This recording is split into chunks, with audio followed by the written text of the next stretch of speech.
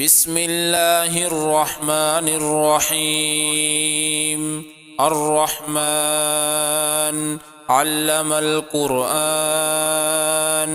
خلق الإنسان علمه البيان. الشمس والقمر بحسبان، والنجم والشجر يسجدان. والسماء رفعها ووضع الميزان، ألا تطغوا في الميزان، وأقيموا الوزن بالقسط ولا تخسروا الميزان. والأرض وضعها للأنام، فيها فاكهة والنخل ذات الأكمام، والحب ذو العصف والريحان. فبأي آلاء ربكما تكذبان؟ خلق الإنسان من صلصال كالفخار، وخلق الجان من مارج من نار. فبأي آلاء ربكما تكذبان؟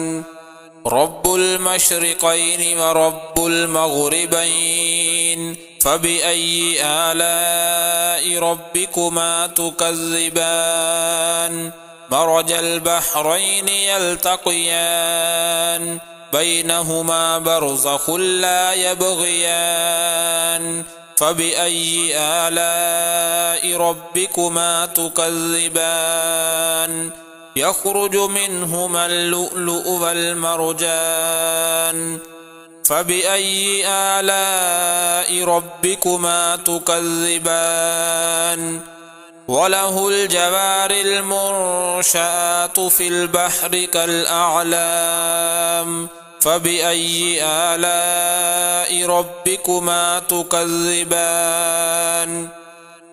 كل من عليها فان، ويبقى وجه ربك ذو الجلال والإكرام. فبأي آلاء ربكما تكذبان؟ يسأله من في السماوات والأرض، كل يوم هو في شأن. فبأي آلاء ربكما تكذبان؟ سنفرغ لكم أيها الثقلان. فبأي آلاء ربكما تكذبان؟ يا معشر الجن والإنس إن استطعتم أن تنفذوا من أقطار السماوات والأرض فانفذوا، لا تنفذون إلا بسلطان. فبأي آلاء ربكما تكذبان؟ يرسل عليكما شواظ من نار ونحاس فلا تنتصران. فبأي آلاء ربكما تكذبان؟ فإذا انشقت السماء فكانت وردة كالدهان. فبأي آلاء ربكما تكذبان؟ فيومئذ لا يسأل عن ذنبه إنس ولا جان. فبأي آلاء ربكما تكذبان؟ يعرف المجرمون بسيماهم فيؤخذ بالنواصي والأقدام. فبأي آلاء ربكما تكذبان؟ هذه جهنم التي يكذب بها المجرمون، يطوفون بينها وبين حميم آن.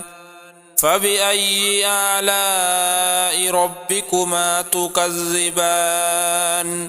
ولمن خاف مقام ربه جنتان، فبأي آلاء ربكما تكذبان ذواتا أفنان فبأي آلاء ربكما تكذبان فيهما عينان تجريان فبأي آلاء ربكما تكذبان فيهما من كل فاكهة زوجان فبأي آلاء ربكما تكذبان متكئين على فرش بطائنها من استبرق وجنى الجنتين دان فبأي آلاء ربكما تكذبان